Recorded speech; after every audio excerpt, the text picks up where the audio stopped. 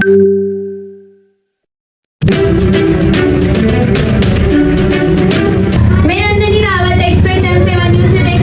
भागना चाहिए, गलत काम कर रहे हो तुम, पुलिस के ऊपर हमला कर रहे हो। हम लोग देखो गलती नहीं करेंगे, कभी गलती नहीं करेंगे। क्यों गोली चला दी है पुलिस के ऊपर? सर हम लोग भागना चाह रहे थे कि फायर करके निकल गलत है ना, गलती वहाँ की अपराध करो फिर दूसरी अपराध कर रहे हो। गलती हो गई सर, वो प्यार से लेके आ रहे थे, इतना भरोसा नहीं था तुम लोगों पर, इस तरह करोगे।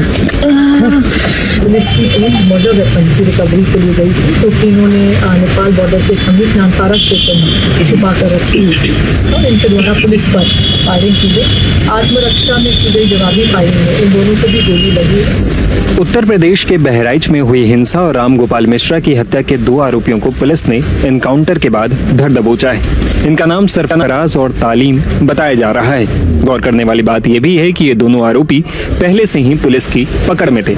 ऐसे में विरोधी दलों के नेता एनकाउंटर को लेकर सवाल उठा रहे हैं। यहाँ तक कि आरोपियों के परिवार वालों ने पहले ही उनके एनकाउंटर की आशंका जताई थी। दरअसल हत्याकांड के मुख्य आरोपी अब्दुल हमीद की बेटी रुखसार ने इससे पहले आशंका जताई थी कि एनकाउंटर में उसके भाई और पिता मारे जा सकते हैं। 16 तारीख को गांव से मुझे खबर मिली कि धर्मकाटी के पास से मेरे पापा और मेरे भाइयों को अरेस्ट कर लिया गया है। उनके साथ 1 लोग और हैं, 4 लोगों को अरेस्ट किया गया है, लेकिन उनका भी कुछ पता नहीं है। ना उनका कहीं कुछ दिखाया जा रहा है, किसी थाने में भी वो नहीं है, ना कोई कप्तान कुछ बता रहे हैं, ना मीडिया में कुछ पता चल रहा है। हमको डर है कि उनको फर्जी इनकाउंटर दिखा के उनकी हत्या कर दी जाएगी। इन सब के बीच बहराइच की एसपी वृंदा शुक्ला ने बताया है कि आखिर किन हालात में इनकाउंटर हुआ। उन्होंने बताया कि तालीम और सरफराज की निशानदेही पर पुलिस राम गोपाल मिश्रा की हत्या में इस्तेमाल किए गए हथियार को खोजने गई थी, जो नेपाल बॉर्डर के पास नामपारा क्षेत्र में छिपा कर रखा गया था। इसी दौरान दोनों आरोपियों ने पुलिस पर हमला कर दिया और जवाबी कार्रवाई में उन दोनों को गोली लग गई।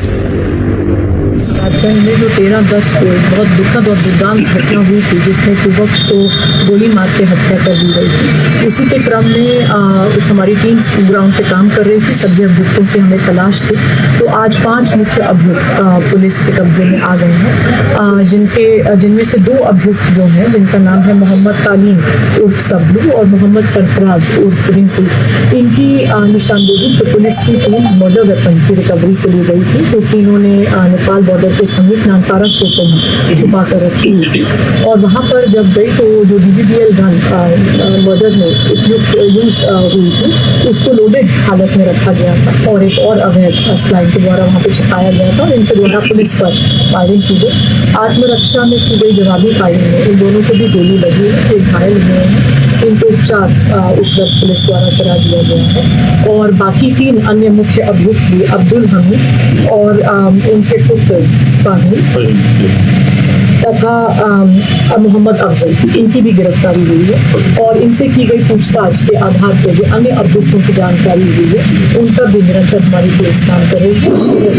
उनकी गिरफ्तारी। अच्छा मैम, एक जानकारी थी, जैसे जिस तरीके से एक अफवाह हो रही है कि जो मृतक है उसके नाखून वगैरह उखाड़ दिए गए हैं, कई तरह की भ्रामक खबरें चल रही है। जी, पोस्टमार्टम के अनुसार मृतक की मृत्यु गोली लगने के कारण हुई है और अन्य जो चीजें बताई जा रही हैं वो सब भ्रामक है, जिनकी पुष्टि पोस्टमार्टम से नहीं हो रही है। क्या लगता है कि जैसे मुख्य आरोपी तो सभी पकड़ लिए गए हैं, लेकिन ये छापेमारी क्या अभी जारी आपकी रहेगी या? जी बिल्कुल जारी रहेगी। जैसे जैसे नए तथ्य आ रहे हैं, जो भी कोई लोग इसमें समर्थक प्रोत्साहक के रूप में या इसको पूरा प्लान करने में, इनको संरक्षण देने में संलिप्त पाए जाते हैं, सभी के खिलाफ ठोस कार्रवाई की जाएगी। इस घटना में संलिप्त सभी अभियुक्तों के खिलाफ रासुका के तहत एवं अन्य ठोस कार्रवाई जल्द की। बता दें कि पैर में गोली लगने के बाद घायल आरोपियों को अस्पताल ले जाया गया। आरोपियों का इलाज करने वाले सामुदायिक स्वास्थ्य केंद्र नानपारा के डॉक्टर ने बताया कि एक आरोपी के दाएं पैर तो दूसरे के बाएं पैर में गोली लगी है। डॉक्टर ने बताया कि दोनों की हालत स्थिर है। डॉक्टर साहब, क्या नाम था आरोपी और कहाँ गोली लगी है?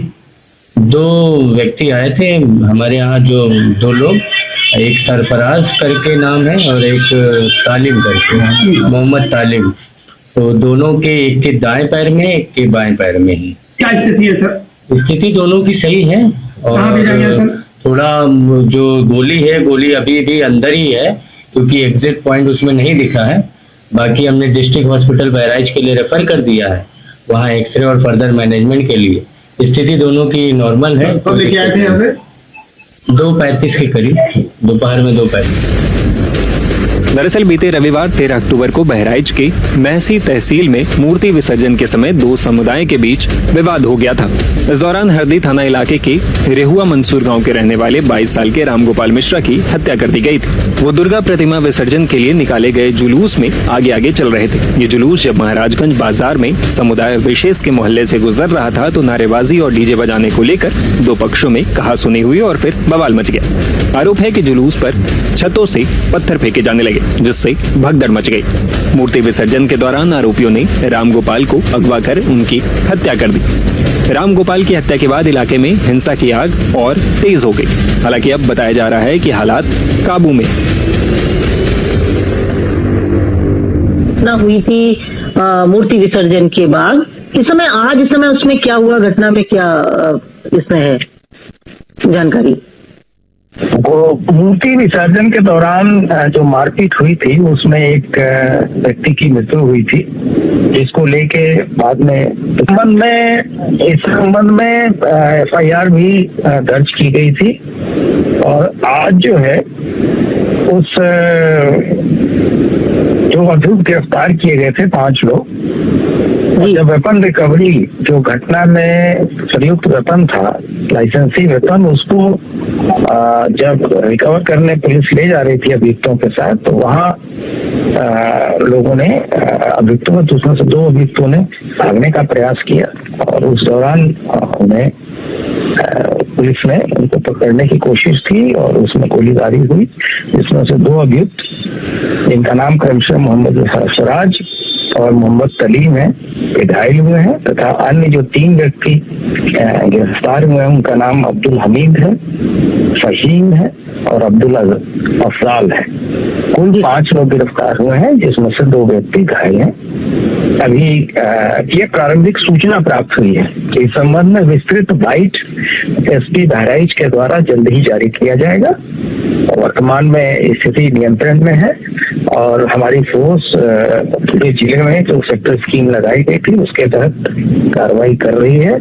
और पहले दिन जो हिंसा हुई थी उसके बाद से किसी तरह की हिंसा नहीं होने दी गई है और सख्ती बरती जा रही है। और किसी भी तरह के असामाजिक तत्वों के द्वारा जो माहौल गड़बड़ करने की कोशिश अगर होती है तो हम बहुत सख्ती से निपटेंगे। सर, इसमें एक ये बात आ रही थी कि शायद ये कहीं भागने की फिराक में थे, जिसकी वजह से पुलिस के साथ में इनका क्लैश हुआ, ऐसा भी कुछ था?